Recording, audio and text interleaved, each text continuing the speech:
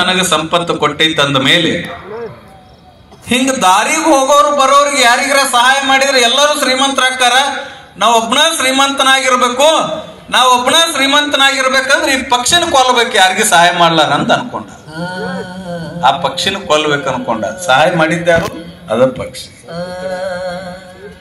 ಸೀದಾ ಬಂದ, ಪಕ್ಷಿ ಮಲ್ಕೊಂಡಿತ್ತು. ಹಿಂಗ್ ಹಿಡಿದು ಲಾಟ್ ಅಂತ ಮುರಿದ ಬಿಟ್ಟ. ಗೋಲ್ ಮುರಿದ ತಕ್ಷಣ ಪಕ್ಷಿ ಸತ್ತೇ ಹೋಯ್ತು. ಪಕ್ಷಿ ಸತ್ತು ಅದನ್ನ ಹಿಂಗೆ ಬಿಸಾಡಿದ. ಮತ್ತ ಅದ ಆಲದ ಮರದ ಕೆಳಗೆ ಒಂದ್ ಸ್ವಲ್ಪ ವಿಶ್ರಾಂತಿ ತಗೊಂಡು ಹೋಗ್ಬೇಕಂತ ಹೇಳಿ ಕುತ್ಕೊಂಡ ತಕ್ಷಣ ದೇವರ ಪ್ರತ್ಯಕ್ಷ ಆದ. ತನ್ನ ದೃಷ್ಟಿಯಿಂದ ಭಗವಂತ ಅದಕ್ಕೆ ಜೀವ ಕಳೆಯನ್ನು ತೂಗಿ ಮಾತ್ರ ಪಕ್ಷಿಯನ್ನು ಬದುಕಿಸಿದ. ಇವ ಮಲ್ಕೊಂಡಿದ್ದ. ಆ ಪಕ್ಷಿ ಎತ್ತು ಬಹಳ ಒಳ್ಳೆ ಕೆಲಸ ಮಾಡಿದ ಭಗವಂತ, ನನ್ನ ಹೊಳ್ಳಿ ಮಾರು ಜನ್ಮವನ್ನು ಕೊಟ್ಟು ಇಂಥ ಮನುಷ್ಯನಿಗೆ ನೀ ಸಹಾಯ ಮಾಡಿ ಮತ್ತೆ ಇವನಿಗೆ ಏನು ಶಿಕ್ಷೆ ಕೊಡ್ಲಿ ಹೇಳು. ಈಗ ಹೆಂಗಿದ್ರು ಅವನು ಮಕ್ಕೋಣ, ನೀ ಮಕ್ಕೊಂಡಾಗ ಅವ ಸಹಾಯ ಹೊಡೆದ ನೀನು. ಈಗ ಅವನು ಮಕ್ಕೋಣ, ನೀ ಹೇಳು ಅವನನ್ನ ಕಾಲಿನ ಮಾಡ್ತೀನಂದ. ಪಕ್ಷಿ ಅಂತದ, ಹೇ ಭಗವಂತ,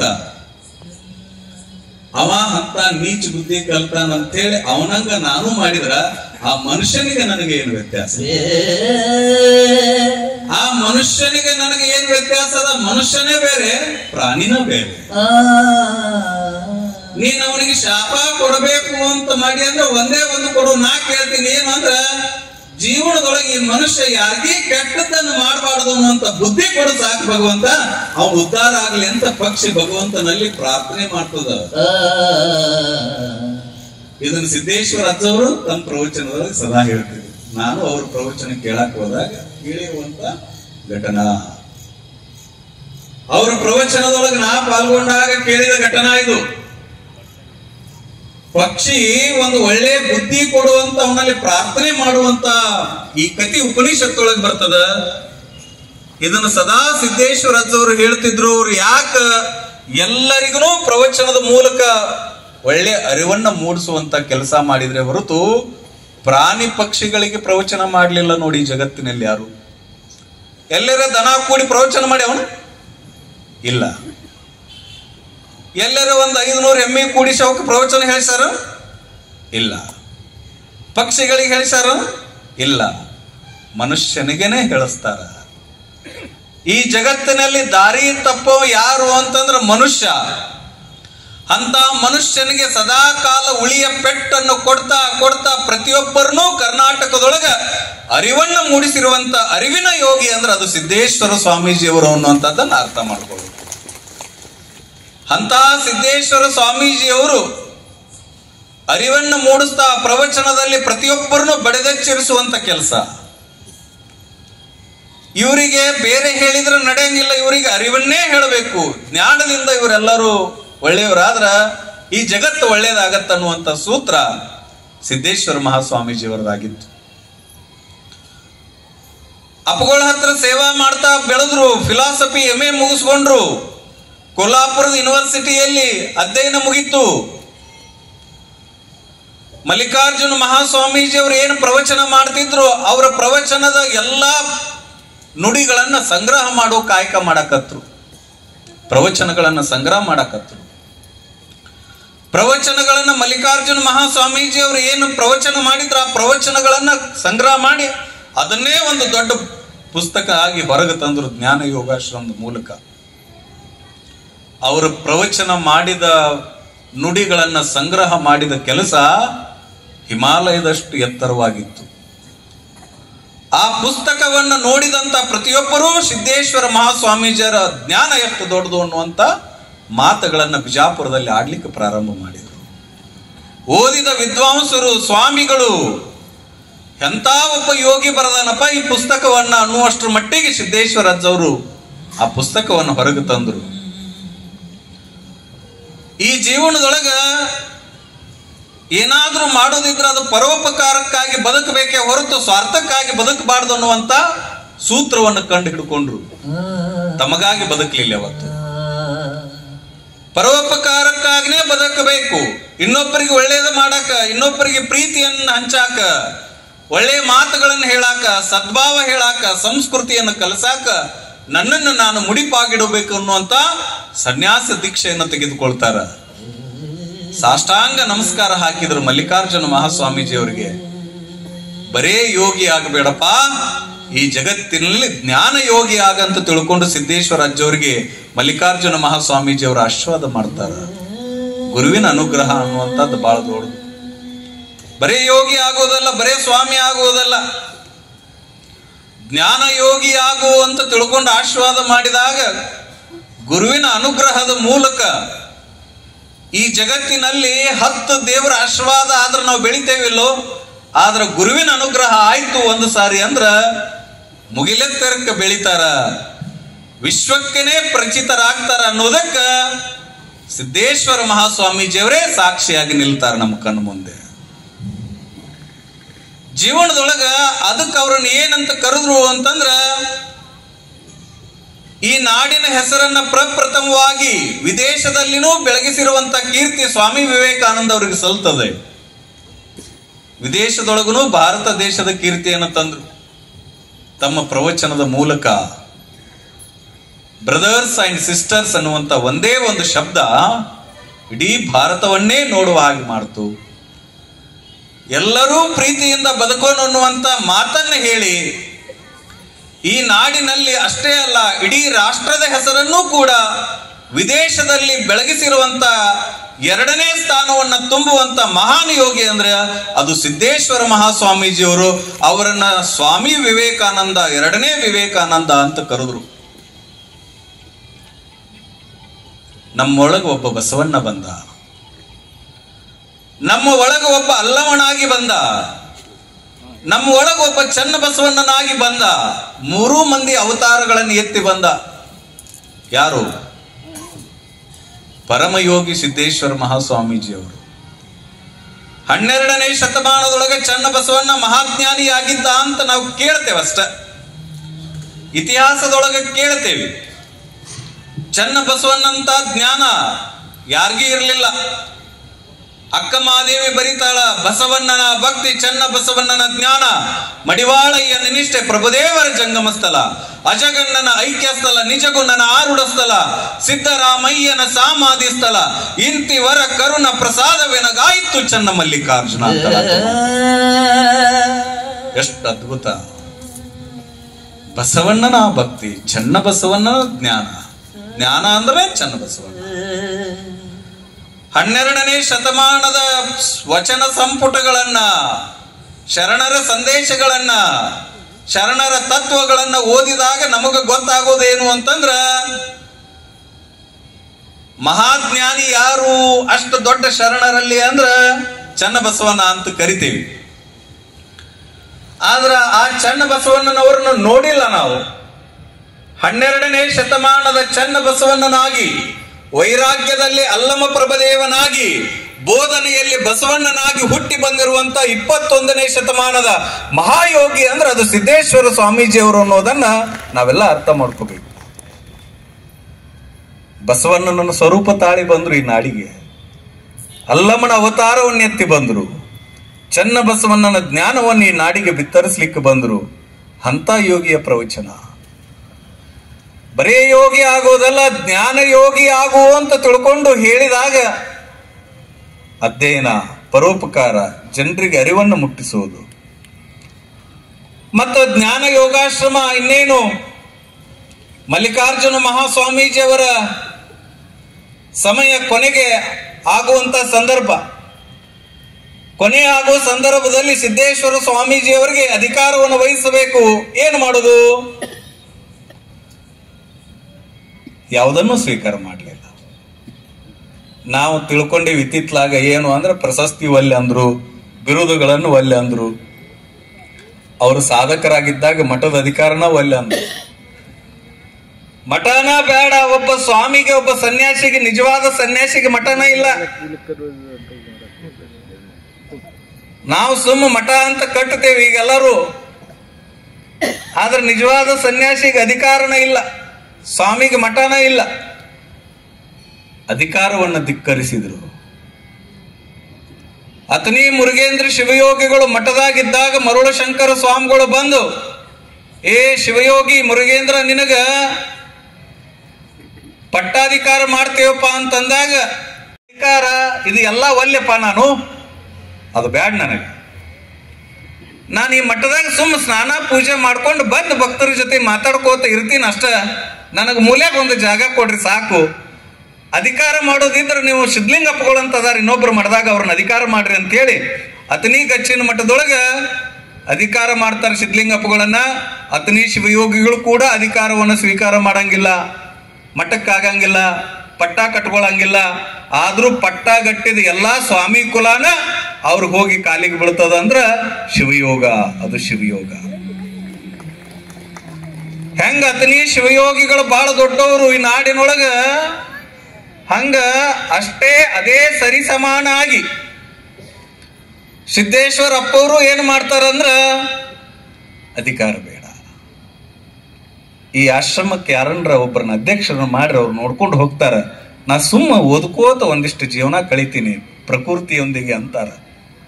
ಸ್ವಲ್ಪ ಓದ್ಕೋತ ನಮ್ಮ ಮಕ್ಕಳಿಗೆ ಒಂದಿಷ್ಟು ಓದಂದ್ರ ನೋಡ್ಬೇಕು ನೀವು. ಯಾವನೋ ಒಬ್ಬ ಪ್ರವಚನ ಕೇಳಿ ಹೋಗಿ ಓದ್ಬೇಕಂತ ಹೇಳಿ ನಸಕ್ನ್ಯಾಗ ಎದ್ನಂತ. ಬುದ್ಧನ ಮಾತು ನೆನಪಾತಂತ ಅವನಿಗೆ. ಏನು? ಆಶೆ ದುಃಖಕ್ಕೆ ಮೂಲ ಅಂತ ತಿಳ್ಕೊಂಡು ಓದಿ ಪಾಳಿ ಮಕ್ಕೊಂಡ್ಬಿಟ್ನಂತ. ಇಂಥವ್ರು ಹುಟ್ಟ್ಯಾರ. ಅಜ್ಜನ ಜೊತೆಗೆ ಕಟ್ಟಿ ಮೇಲೆ ಹರಟಿ ಹೊಡ್ಕೋತ ಕೂತಿದ್ದ ಮೊಮ್ಮಗ. ಆ ಮೊಮ್ಮಗನ ಕಲಸು ಟೀಚರ್ ಬಂದ್ರು ಅವ್ರ ಮನಿ ಕಡೆ ಹಾದಿಯೊಳಗ. ಏ, ನಿಮ್ ಟೀಚರ್ ಬರಾಕತ್ತಾರ, ನೀ ಸಾಲಿ ಬಿಟ್ಟು ಕುಂತಿಯಲ್ಲ, ನಿನ್ನ ಬಗ್ಗೆ ಕಂಪ್ಲೇಂಟ್ ಹೇಳ್ತೀನಿ ತಡಿ ಅಂದವ ಅಜ್ಜ. ಯಪ್ಪ ಹೇಳ್ಬೇಡೋ, ನೀ ಒಳಗ್ ಹೋಗು ಅಂದವ. ಯಾರು? ಹುಡುಗಂತಾನ ಅಜ್ಜಗ. ಒಳಗ್ ಹೋಗು ದಯಮಾಡಿ ಅಂದ. ಅಲ್ಲೋ ನಿನ್ನ ಟೀಚರ್, ನೀ ಅನ್ಸ್ಬೇಕು, ನಾಯಕ ಅಂಜಿ ಒಳಗ್ ಹೋಗ್ಲಿ, ಅದನ್ನೇನೂ ಕೇಳ್ಬೇಡ ಮರ, ಒಳಗೆ ಎದ್ದು ಹೋಗು ಅಂದವ. ನೀವು ಅಜ್ಜ ಅಂತಾನ, ನಾಯಕ ಎದ್ದು ಹೋಗ್ಲು, ನೀ ಎದ್ದು ಹೋಗು. ನಿಮ್ಮ ಟೀಚರ್ ಅವ್ರು ನಿನಗ್ ಬೈತಾರ, ನನಗ್ ಬೈತಾರನ? ಇಲ್ಲ, ನಿನಗ್ ಬೈತಾರ. ಏ, ಕೈ ಮುಗಿತೀನಿ ಅಜ್ಜ, ಒಳಗ್ ಹೋಗಪ್ಪ ಅಂದ. ಯಾಕೆ ಹೇಳು ಮರ? ಏನಿಲ್ಲ, 2 ದಿನ ರಜಾ ಕೇಳಿದೆ, ಶಾಲ್ಯಾಗ ಕೊಡ್ಲಿಲ್ಲ, ನಮ್ಮ ಅಜ್ಜ ಸತ್ತಾನಂತ ಹೇಳಿದ್ದು ಕೊಟ್ಟಾರ, ಕಾಣಿಸ್ಕೋಬೇಡ ಅವ್ರಿಗೆ, ಹೋಗಿ ಒಳಗ ಅಂದವ. ಇದ್ದ ಅಜ್ಜನ ಸಾಯಿ ಹೊಡೆದವ್ರದಾರ. ಜಗತ್ತಿನೊಳಗೆ ಇಂಥವ್ರು ಹುಟ್ಟಿದ್ರು. ಫೋನ್ ಬಂದ್ ಮಾಡ್ರಿ. ಜಗತ್ತಿನೊಳಗೆ ಇಂಥವ್ರು ಹುಟ್ಟಿದ್ರು. ಅಧಿಕಾರ ಬೇಡ, ಏನು ಬೇಡ, ನನಗೆ ನಾನು ಓದ್ಕೋತ ಜೀವನವನ್ನ ಪ್ರಕೃತಿಯೊಂದಿಗೆ ಕಳಿತೀನಿ ಅಂತ ತಿಳ್ಕೊಂಡು ಅಧಿಕಾರವನ್ನ ಧಿಕ್ಕರಿಸಿ ಈ ನಾಡಿನೊಳಗ ಸರಳ ಸಂತನಾಗಿ ಬದುಕಿದವರು ಸಿದ್ದೇಶ್ವರ ಅಜ್ಜವರು ಅನ್ನುವಂಥದ್ದನ್ನ ಅರ್ಥ ಮಾಡ್ಕೊಳ್ಳಿ. ಸರಳ ಸಂತ ಎಷ್ಟು ಸರಳ? ಒಬ್ಬ ಮನುಷ್ಯನು ಇಷ್ಟು ಸರಳ ಇರಬಹುದಾ ಅನ್ನೋದಕ್ಕೆ ಅವರೊಂದು ಉದಾಹರಣೆ ಆಗಿ ಬದುಕಿದರು. ಮಲ್ಲಿಕಾರ್ಜುನ ಮಹಾಸ್ವಾಮೀಜಿಯವರು ಖಾದಿ ಬಟ್ಟೆಯನ್ನು ಉಡ್ತಿದ್ರು. ಖಾದಿ ಬಟ್ಟೆಯನ್ನು ಉಡ್ತಿದ್ರು. ಖಾದಿ ಬಟ್ಟೆ ಯಾವುದರ ಸಂಕೇತ ಅಂದ್ರೆ ನಮ್ಮ ದೇಶದ ಸಂಕೇತ, ನಮ್ಮ ರಾಷ್ಟ್ರದ ಸಂಕೇತ, ಧರ್ಮದ ಸಂಕೇತ ಅಂತ ತಿಳ್ಕೊಂಡು ಸದಾ ಕಾಲ ಖಾದಿ ಬಟ್ಟಿ, ಅದು ಚಲೋ ಬಟ್ಟೆ ಅಲ್ಲ, ಖಾದಿ ಒಳಗ ಬಹಳ ಸಾದಾ ಅಂತ ಬಟ್ಟಿ ಉಟ್ಕೊಂಡು ಕಾಲಾಗ ಯಾವಾಗ್ಲೂ ಸಾದಾ 2 ಸ್ಲೀಪರ್ ಹಾಕೊಂಡು ಕೈ ಮುಗಿದ ನಡೆಯಕತ್ರ ಸಾಕು. ನಳಂದ ವಿಶ್ವವಿದ್ಯಾಲಯನ ನಡ್ಕೊಂತ ಹೊಂಟೈತನ, BH ಯೂನಿವರ್ಸಿಟಿನ ನಡ್ಕೊಂತ ಹೊಂಟೈತನ ಅನ್ನುವಂಗ ಅವ್ರ ನಡಿಗೆ ಯಾವಾಗ್ಲು ಹಿಂಗದಾರಂದ್ರೆ ಇಷ್ಟು ದೂರ ಹಾಸಿ ಹೋಗೋದು. ಜ್ಞಾನದ ತಾಕತ್ತು ಅಷ್ಟು ದೊಡ್ಡದು ಈ ಜಗತ್ತಿನಲ್ಲಿ, ಅದನ್ನ ಅಳಿಲಿಕ್ಕೆ ಸಾಧ್ಯ ಇಲ್ಲ. ಮಠ ಕಟ್ಟುವುದು, ಶಾಲೆಗಳನ್ನು ಕಟ್ಟುವುದು, ಹಾಸ್ಟೆಲ್ಗಳನ್ನು ಕಟ್ಟುವುದು ಒಂದು ಜೀವನ ಆಗೈತಿ. ಈಗ ಗೋರ್ಮೆಂಟ್ ಇಂದ ಫಂಡ್ ತರೋದೈತಿ, ಕಟ್ಟೋದೈತಿ. ಕಾರಣ ಸಿದ್ದೇಶ್ವರ ಅಜ್ಜವ್ರು ಯಾವುದನ್ನು ಕಟ್ಟಲಿಲ್ಲ. ಅವರು ಕಟ್ಟಬೇಕಾಗಿದ್ದು ಯಾವುದು ಅಂತ ತಿಳ್ಕೊಂಡಿದ್ರು ಅಂದ್ರ ಈ ಸಮಾಜ ಕಟ್ಟಬೇಕು, ಸಮಾಜ ಕಟ್ಟಿದ್ರೆ ರಾಷ್ಟ್ರದ ಏಳಿಗೆ ಆಗುವಂತ ಉದ್ದೇಶವನ್ನ ಸಿದ್ದೇಶ್ವರ ಅಜ್ಜವರು ಅರ್ಥ ಮಾಡ್ಕೊಂಡಿದ್ರು. ಅವ್ರು ಅರ್ಥ ಮಾಡ್ಕೊಂಡು ಸಮಾಜ ಕಟ್ಟಿದ್ರು. ಎಲ್ಲೆಲ್ಲಿ ಹೋದ್ರು ಅಲ್ಲೆಲ್ಲೆಲ್ಲ ಪ್ರವಚನ. ಸಿದ್ದೇಶ್ವರ ಅಪ್ಪಗಳ ಗುರುಗಳಾಗಿರುವಂತ ಮಲ್ಲಿಕಾರ್ಜುನ ಮಹಾಸ್ವಾಮೀಜಿಯವರು ಅಪ್ಪಣೆ ಮಾಡಿದ್ರು, ಜ್ಞಾನ ಯೋಗಿಯಾಗಿ ನಾಡನ್ನು ಬೆಳಗು. ಹಾಗಾದ್ರ ಜ್ಞಾನನ ಬಿತ್ತರಿಸ್ಬಿಡೋಣ ಎಲ್ಲರಿಗೂ. ನಸಕಿನಾಗ 6 ಗಂಟೆಗೆ ಪ್ರವಚನ ಪ್ರಾರಂಭ ಆತು. ಪ್ರಾರಂಭ ಆದ ತಕ್ಷಣ ಪ್ರವಚನದೊಳಗ ಎಲ್ಲರೂ ಕೇಳಿ ಅವ್ರ ದರ್ಶನ ಮಾಡ್ಕೋತ ಎಲ್ಲ ಜನ ಬಂದು ದರ್ಶನ ಮಾಡಾಕತ್ತಿದ್ರು. ಒಬ್ಬ ಹೆಣ್ಮಗಳು ಬಂದ್ಲ ಅಲ್ಲಿ. ಹಿಂಗಲ್ಲಿ ಎದ್ದು ಬಂದು ಒಬ್ಬ ಹೆಣ್ಮಗಳು ಎದ್ದು ಬಂದು ಸೀದಾ ಅಜ್ಜೋರತೆಗೆ ಬಂದು, ಯಪ್ಪ ಇಷ್ಟೆಲ್ಲ ಪ್ರವಚನ ಮಾಡ್ತೀರಿ ನೀವು, ಯಾರ್ಯಾರ ಬದಲಾಗ್ಯಾರನ್ರಿ ಅಂದ್ಲಕ್ಕಿ. ಇಂಥವು ಅದಾವ ಒಳಗ, ಇಂಥವು ಇರ್ತಾವ, ಇವಕರನ್ನ ತಗೊಂಡು ಹೋಗ್ಬೇಕನ. ಹೆಣ್ಮಗಳು ಬಂದ್ಲು, ಯಪ್ಪ ಇಷ್ಟು ಪ್ರವಚನ ಮಾಡ್ತಿರಲ್ಲ ಮತ್ತೆ ಯಾರ್ಯಾರ ಬದಲಾಗ್ಯಾರನ ಅಂದಾಗ ಸಿದ್ದೇಶ್ವರ ಅಪ್ಪವರು ಜ್ಞಾನ ಎಷ್ಟು ದೊಡ್ಡದು ನೋಡಿ ಒಂದೇ ಒಂದು ಶಬ್ದದೊಳಗೆ ಉತ್ತರ ಕೊಡ್ತಾರ, ಯವ್ವ ಯಾರೇ ಬದಲಾಗ್ಯಾರಿಲ್ಲ ಗೊತ್ತಿಲ್ಲ, ನಾನು ಮಾತ್ರ ಬದಲಾಗಕತ್ತೀನಿ ಎನ್ನುವಂತ ಮಾತನ್ನ ಸಿದ್ದೇಶ್ವರ ಅಜ್ಜವರು ಹೇಳ್ತಿದ್ರು. ಅಂದ್ರ ನಾಡಿನೊಳಗೆ ಎಷ್ಟು ಅದ್ಭುತ ಅವರ ಮಾತುಗಳು. ಯಾರೇ ಬದಲಾಗ್ತಾರ ಅಂತ ಪ್ರವಚನ ಹೇಳೋದಲ್ಲ, ನಾವರೇ ಬದಲಾಗ್ತೇವಲ್ಲ ಅಂತ ಪ್ರವಚನ ಹೇಳೋದೇ ನಿಜವಾದ ಜ್ಞಾನ ಯೋಗ. ಇದಕ್ಕಿಂತ ದೊಡ್ಡ ಯೋಗ ಯಾವುದೂ ಅಲ್ಲ. ಕಾರಣ ಪ್ರವಚನಕ್ಕೂ ಹೋದಲ್ಲೆಲ್ಲಾನು ಹಿಂಗ ನಡೀತಿರ್ತಾವ. ಪ್ರವಚನದೊಳಗ ಒಬ್ರು ಮೊಬೈಲ್ ಕಳ್ಕೊಂಡ್ರು. ಮೊಬೈಲ್ ಕಳ್ಕೊಂಡ ತಕ್ಷಣ ಹಿಂಗ ಪ್ರವಚನ ಹೇಳೋರು ಒಂದು ಸೂಚನಾ ಕೊಟ್ರು, ಯಾರ ಮೊಬೈಲ್ ತಗೊಂಡಿರಿ ಇಂಥವ್ರದ್ದು ಐತಿ, ಅದು ಬಹಳ ಕಿಮ್ಮತ್ತಿಂದ ಐತಿ, ದಯಮಾಡಿ ತಂದು ಕೊಟ್ಟು ಹೋಗ್ರಿ. ಮತ್ ನಿಮ್ಗೆ ತಂದು ಕೊಟ್ಟು ಹೋಗಾಕ ನಾಚಿಕೆ ಅನಿಸ್ತಿತ್ತು, ಲೈಟ್ ಎಲ್ಲ ತೆಗಿಸ್ತೀನಿ, ಕತ್ತಲ್ದೊಳಗೆ ಬಂದು ನೀವು ಅದನ್ನ ನನ್ನ ಮುಂದಿಟ್ಟು ಹೋಗ್ರಿ ಅಂತ ತಿಳ್ಕೊಂಡು ಅವ್ರು ಸೂಚನಾ ಕೊಟ್ರು. ಎಲ್ಲಾ ಲೈಟ್ ತೆಗಿಸಿದ್ರು. ಹಿಂದೊಬ್ರು ಯಾರೋ ಎದ್ರು ನೋಡ್ರಿ, ಗಟ್ಟು ಗಟ್ಟಿರದಿರಿ ನೀವು, ನಿಮ್ಮನ್ನು ಹೊಳಸ್ಬೇಕಂತೀನಿ, ಒಟ್ಟ ಹೊಳಗಿರಲ್ಲ. ಹಿಂಗೊಬ್ಬ ಎದ್ದು ಬಂದ ಸೀದಾ ಬಡ ಬಡ ಬಡ. ಎಲ್ಲಾರು ಅನ್ಕೊಂಡ್ರಿ ಯಾರೋ ಹೊಂಟಾರ ಕತ್ತಲ್ದೊಳಗ, ಮೊಬೈಲ್ ತಗೊಂಡವನ ಹೊಂಟಾನ, ತಗೊಂಡು ಬಂದ ಅದನ್ನ ಮುಂದೆ ಇಟ್ಟು ಹೋಗ್ತಾನ ಅಜ್ಜಾರ್ ಮುಂದ ಅಂತ ಅನ್ಕೋತ ಕೂತಾರ. ಅವ ಬಂದ ಹಿಂಗ ಇಟ್ಟಂಗ ಮಾಡಿದ, ಹಿಂದ್ ಹೋದ ತಕ್ಷಣ ಲೈಟ್ ಹಾಕಪ್ಪತ್ತಮ್ಮ ಅಂದ್ರು. ಲೈಟ್ ಹಾಕಿದ್ರು, ಮೊಬೈಲ್ ಇಟ್ಟು ಹೋಗಿರ್ಲಿಲ್ಲವ, ಹೇಳೋರ್ದು ಮೊಬೈಲ್ ತಗೊಂಡು ಹೋಗಿದ್ದ ಬಂದು ಕತ್ತಲ್ದಾಗ.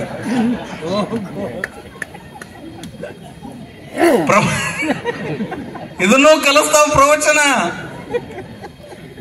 ಪ್ರವಚನ ಅಂದ್ರೆ ಕೇವಲ ಒಳ್ಳೇದನ್ನ ಕಲಿಸ್ತೈತಂತಲ್ಲ, ಇಂಥವನ್ನೂ ಕಲಿತು ಹೋಗೋರದಾರ. ಒಳ್ಳೇದನ್ನ ಕಲಿಸ್ಬೇಕು, ಈ ನಾಡನ್ನ ತಿದ್ದಬೇಕು, ಈ ನಾಡನ್ನು ಒಂದಿಷ್ಟು ತರಬೇಕು, ಜಗತ್ತಿನೊಳಗೆ ಏನಾದ್ರೂ ಒಳ್ಳೇದು ಮಾಡ್ಬೇಕು, ಪರೋಪಕಾರಕ್ಕೆ ಬಂದಿನಂದ್ರ ಮೇಲೆ ಒಂದಿಷ್ಟು ಏನಾದ್ರೂ ಮಾಡ್ಬೇಕಂತ ತಿಳ್ಕೊಂಡು ಅಧಿಕಾರವನ್ನ ಧಿಕ್ಕರಿಸಿ, ಮಠ ಬೇಡ, ಆಶ್ರಮ ಬೇಡ, ಯಾವುದೂ ಬೇಡ, ಒಂದಿಷ್ಟು ಓದತಾ ಬೇಕು ಬೇಡೆಂಬೆರಡು ಭವ ಬೀಜಗಳ ಹುರಿದು. ಬಾಲಲೀಲ ಮಹಾಂತ ಶಿವೇಗಳು ಹೇಳ್ತಾರ, ಹೆಂಗ ಬದುಕಿದ್ರು, ಬೇಕು ಬೇಡೆಂಬೆರಡು ಭವ ಬೀಜಗಳ ಹುರಿದು, ಲೋಕದಳು ಇದ್ದು ಇಲ್ಲದ ಮಹಿಮಗೆ, ಜಯ ಮಂಗಲಂ ನಿತ್ಯ ಶುಭ ಮಂಗಲಂ, ಜಯ ಜಯತು ಶಿಶು ಮಹಾಂತ ಲಿಂಗೇಶಗೆ, ಜಯ ಮಂಗಲಂ ನಿತ್ಯ ಶುಭ ಮಂಗಲಂ. ಬೇಕು ಬೇಡ, ಅಧಿಕಾರ ಬೇಕು, ಇದು ಬೇಡ, ಯಾವುದೂ ಬೇಡ ಅಂತ ತಿಳ್ಕೊಂಡು ಎಲ್ಲವನ್ನೂ ಧಿಕ್ಕರಿಸಿ, ಅಂತವನಿಗೆ ಯೋಗಿ ಆಗಬೇಕು ಅರ್ಹತೆ ಅದ, ಅಂತವನಿಗೆ ಯೋಗಿ ಅನ್ನುವಂತ ಅರ್ಹತೆ ಅದ, ಅಂತವನಿಗೆ ಯೋಗಿ ಅನ್ನಬೇಕು ಅಂತಾರ ಬಾಲ್ಯ ಮಾಚು. ಎಷ್ಟೆಲ್ಲಾ ಸಂಪತ್ತಿತ್ತು. ಮಲ್ಲಿಕಾರ್ಜುನ ಮಹಾಸ್ವಾಮೀಜಿಯವರು ಆಶ್ರಮವನ್ನು ಬೆಳೆಸಿ ಭಕ್ತ ಕುಲಕೋಟಿಯನ್ನು ಕಟ್ಟಿ ಕೊಟ್ಟಿದ್ರು. ಆದರೂ ಅದಕ್ಕೆ ಸೀಮಿತ ಆಗಲಿಲ್ಲ, ಅಧಿಕಾರ ಸ್ವೀಕರಿಸಲಿಲ್ಲ. ಎಲ್ಲವನ್ನು ಧಿಕ್ಕರಿಸಿ ಬಾಲಲೀಲ ಮಹಾಂತ ಶಿವಯೋಗಿಗಳು ಹೇಳಿದ ಹಾಗೆ ಬೇಕು ಬೇಡೆಂಬೆರಡು ಭವ ಬೀಜಗಳ ಹುರಿದು, ಲೋಕದೊಳು ಇದ್ದು ಇಲ್ಲದ ಮಹಿಮೆಗೆ. ಇವತ್ತಿಗಿಲ್ಲ, ಆದ್ರೂ ನಮ್ಮ ಮಧ್ಯದೊಳಗದಾರ, ಅದು ಸಿದ್ದೇಶ್ವರ ಮಹಾಸ್ವಾಮೀಜಿಯವರು ಅಂತ ತಿಳ್ಕೊಂಡು ಹೇಳ್ತಾರ ಬಾಲಲೀಲ ಮಹಾಶಿವ. ಅಂಥವ್ರನ್ನ ನೆನಪು ಮಾಡಿಕೊಳ್ಳುವಂತ ಗುರುನಮನ ಕಾರ್ಯಕ್ರಮ. ಹೆಣ್ಮಕ್ಳು ಯಜಮಾನ ಸತ್ತಾಗ ಅಳ್ತಿರ್ತಾರ ನೋಡ್ಬೇಕು, ಎಷ್ಟು ಚಂದ ಅಳ್ತಿರ್ತಾರ. ತೋರಿಸ್ಲೇನು? ಹಿಂಗಂತಿರ್ತಾರ ನೋಡ್ಬೇಕು ನೀವು. ಅವ್ರು ಅಳ್ಕೋತ ಹಿಂದಿದ್ದವ್ರು ಏನಾರ ಕೈ ಬಿಟ್ರಿ ನನ್ನ ಕರ್ಕೋ ಅಂತಿರ್ತಾರ ನೋಡ್ರಿ. ಇನ್ನೇನ ಯಜಮಾನನ ಒಳಗೆ ಒಯ್ದು ಇಡ್ತಿರ್ತಾರ, ನನ್ನ ಕರ್ಕೋ ಅಂತಿರ್ತಾರ. ಇವ್ರು ಜಗ್ಗಿ ಹಿಡಿಬೇಕು, ಇಬ್ರು ಮಂದಿ ಜಗ್ಗಿ ಹಿಡಿಬೇಕು ಆ ಕಡೆ ಈ ಕಡೆ. ನಾನ್ ನಿಮಗ್ ಕೇಳ್ತೀನಿ, ಕೈ ಬಿಡ್ರಿ ನೋಡೋಣ, ಹೊಕ್ಕಲ್ಲ ತಿವಿತಾಳ ಮತ್ ಬಿಟ್ರ ಹಿಡ್ಕೊರ ನೀನು ಅಂತ ಅಳ್ಕೋತನ ಹೇಳ್ತಾಳ, ಬಂಗಾರ ಉಂಗ್ರ ತಗೋಬೇಡ ಅಂತ ಹೇಳಿದ್ದೆ, ತಗೊಂಡು ಕೈಯಾಗ ಹಾಕಿ ತೊಕ್ಕೋ ಅದನ್ನಂತ. ಒಳಗಿಳ್ದವನಿಗೆ ಒಳಗಿಳ್ದವ ಬ್ಲೇಡ್ ಹಿಡ್ಕೊಂಡು ಇಳ್ದ ಬಿಟ್ಟಿರ್ತಾನ. ಅವನು ಹಿಂಗ ಬರ್ಲಿಲ್ಲ ಅಂತಂದ್ರ ಆ ಬ್ಲೇಡ್ಲೆ ಬಹಳ ಕಟ್ ಮಾಡಿ ತಕ್ಕೊಂಡು, ಶಟ್ರ ಏನು ಬರಂಗಿಲ್ರಿ, ನೀವು ಬಂಗಾರ ಉಂಗ್ರ ಅದ ಬಿಟ್ಟು ಬಿಡ್ರಿ, ಚಿಂತಿ ಏನು ಬರಂಗಿಲ್ಲ ಗೊತ್ತದ, ಎಲ್ಲವನ್ನು ಇಲ್ಲೇ ಬಿಟ್ಟು ಹೋಗೋದದ. ಆದ್ರೂ ನಂದು ನಂದು ನಂದು ನಂದು ಅಂತ ಪಡೆದಾಡ್ತಾರ ಮನ್ಯಾಗ. ನನ್ನ ಗಂಡ, ನನ್ನ ಹೆಂಡ್ರು, ನನ್ನ ಮಕ್ಕಳು ಅಂತಾರ ಇವ್ರು. ಹೆಂಡತಿ ಗಂಡ ಸತ್ರ ಆಕೆ ಹೋಗಂಗಿಲ್ಲ, ಎಲ್ಲಾನು ಮುಗಿದು ಹೋಗೈತಿ ಬಿಡು, ನನ್ನ ಹೆಂಡತಿ ಸತ್ಲು ಏನೂ ಬ್ಯಾಡ ನನಗಂತ ಯಾರು ಅನ್ನಂಗಿಲ್ಲ. ಹೆಂಡತಿ ಸತ್ 3ನೇ ದಿನಕ್ಕನ ಚಿಂತೆ ಮಾಡು, ಗಣಮಕ್ಕಳು ಹುಟ್ಟ್ಯಾರ, ಇನ್ನೊಂದು ಮದುವೆ ಮಾಡ್ಕೋಬೇಕಂತ. ಯಾವುದು ನಂದದ? ಇದು ಯಾವುದೂ ನಂದಲ್ಲ. ನಂದು ಅನ್ನುವಂಥದ್ದು ಅದು ಜ್ಞಾನದ ರತ್ನ. ಜೀವನದೊಳಗೆ ಏನು ಗಳಿಸಿದ್ದ ನಿಂದಪ್ಪ ಅಂತಂದ್ರೆ ಜ್ಞಾನ ಗಳಿಸಿದೆ ಅಂದ್ರೆ ಅದು ಅಟ್ಟ ನಿಂದೆ ಹೊರತು ಈ ಜಗತ್ತಿನಲ್ಲಿ ನಿಂದ ಯಾವುದೂ ಅಲ್ಲ. ಕರ್ಕೊಂಡು ಬಂದ್ ಆಕಿಂದ ಗಾಡಿಗೆ ಕುಂದ್ರಿಸಿರ್ತಾಳ, ಅಳ್ಕೋತ ಕೂತಿರ್ತಾಳ, 3 ದಿನ ಆಗಿರ್ತೈತಿ, ಇಸಬಾಯಿ ತೊಳಸ್ಬೇಕು, ಹೋಳಿಗೆ ಮಾಡಿ ಉಣಿಸ್ಬೇಕಂತ ತಿಳ್ಕೊಂಡು ಆಕಿನ ತಂದು ಗಾಡಿ ಕುಂದ್ರಿಸಿರ್ತಾಳ. ಹಿಂಗ ಅಕ್ಕಿ ಸೆರಗ್ ಹಾಕೊಂಡು ಕೂತಿರ್ತಾಳ.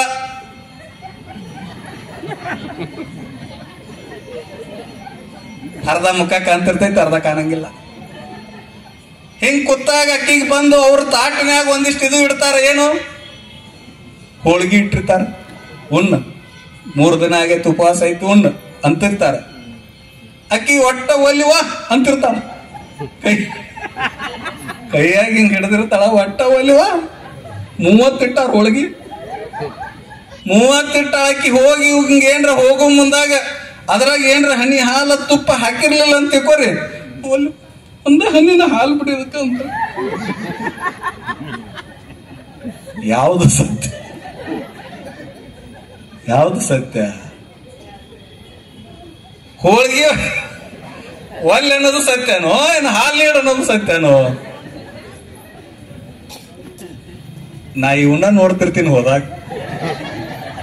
ಏನೇನು ಮಾಡ್ತಾಳೆ ಮಗಳು, ಮಾತಾಡ್ಸಕ್ಕಂತ ಹೋಗಿರ್ತೀನಲ್ಲ, ನೋಡ್ತಿರ್ತೀನಿ, ಸುಮ್ಮನೆ ನೆಪಕ್ಕೆ ಹೋಗಿರ್ತೀನಿ ಮಾತಾಡ್ಸಕ್.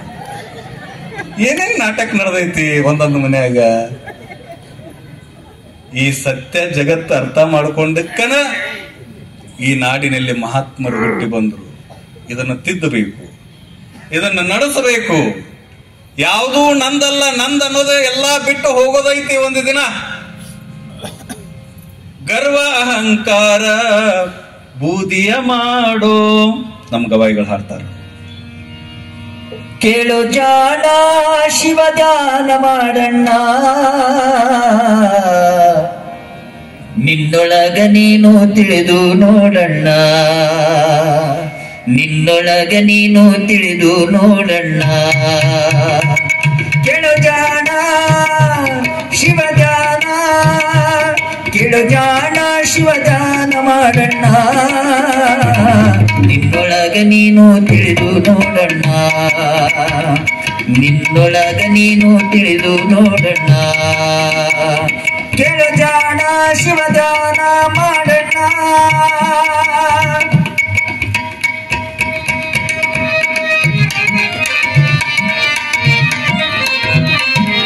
ನಮ್ಮೊಳಗದ ತುಂಬೈತಿ. ಗರ್ವ ಅಹಂಕಾರ ಬೂದಿಯ ಮಾಡೋ, ಗರ್ವ ಅಹಂಕಾರ ಬೂದಿ ಮಾಡು. ಸಿಟ್ಟು ಬಂದಾಗ ನಿಧಾನ ಮಾಡಣ್ಣ, ನಿನ್ನೊಳಗ ನೀನು ತಿಳಿದು ನೋಡಣ್ಣ. ನಮ್ಮೊಳಗ ನಾವು ತಿಳ್ಕೊಳ್ಳೋದ ಬಾಳ ದೊಡ್ಡದು. ಸಿಟ್ಟು, ಅಹಂಕಾರ, ದ್ವೇಷ, ಅಸೂಯೆ, ಗರ್ವ ಎದಕ್ಕೆ ಬಂದಿರಿ ತುಂಬಿದು ಒಳಗ. ದ್ವೇಷ ಮಾಡೋದು, ಪ್ರೀತಿ ಮಾಡೋದು ಇದೆಲ್ಲ ಬಿಟ್ರು. ಬರೀ ಸೊಕ್ಕು, ಅಹಂಕಾರ.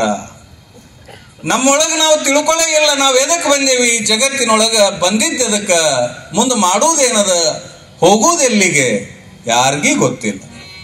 ಎಲ್ಲರೂ ಹುಟ್ಟಿದ್ರು ಹುಟ್ಟಿದ್ವಿ, ಎಲ್ಲರೂ ಬಂದರು ಬಂದೇವಿ, ಎಲ್ಲರೂ ಹೊಂಟ್ವಿ.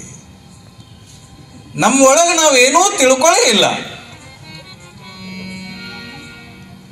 ಇನ್ನೊಬ್ಬರ ಮೇಲೆ ದ್ವೇಷ, ಅಸೂಹೆ ಇದನ್ನ ತುಂಬ್ಕೋತ ಬಂದ್ವಿ. ಬರೇ ಬೆಳಗ್ಗೆದ್ದು ವಾಕಿಂಗ್ ಹೋಗಿರ್ತೀರಿ ಹೆಣ್ಮಕ್ಳು, ಬರೋ ಮುಂದಾಗಿ ಇನ್ನೊಬ್ಬರ ಕಂಪೌಂಡ್ ನೇನು ಹೂ ಹರ್ಕೊಳ್ಳೋದು, ತಗೊಂಬಂದು ನಿಮ್ಮ ದೇವ್ರಿಗೆ ಏರ್ಸೋದು. ಆ ಮನೆ ಹೆಣ್ಮಕ್ಳು ಬಾಕ್ಲ ತೆಗೆದ ಮೇಲೆ ಹೂ ಇರ್ಲಾರ್ದು ನೋಡಿ ಅಕ್ಕಿ ನಿಮಗೆ ಹೂ ಏರ್ಸೋದು. ಬರೇ ದ್ವೇಷ, ಇನ್ನೊಬ್ಬರದು ತಿನ್ನೋದು ತಿನ್ನೋದು ತಿನ್ನೋದು. ಇದು ಎಲ್ಲವನ್ನ ಅರ್ಥ ಮಾಡಿಕೊಂಡು ತಮ್ಮೊಳಗ ತಾವು ತಿಳ್ಕೊಂಡು ಮಹಾಜ್ಞಾನಿಗಳಾಗಿ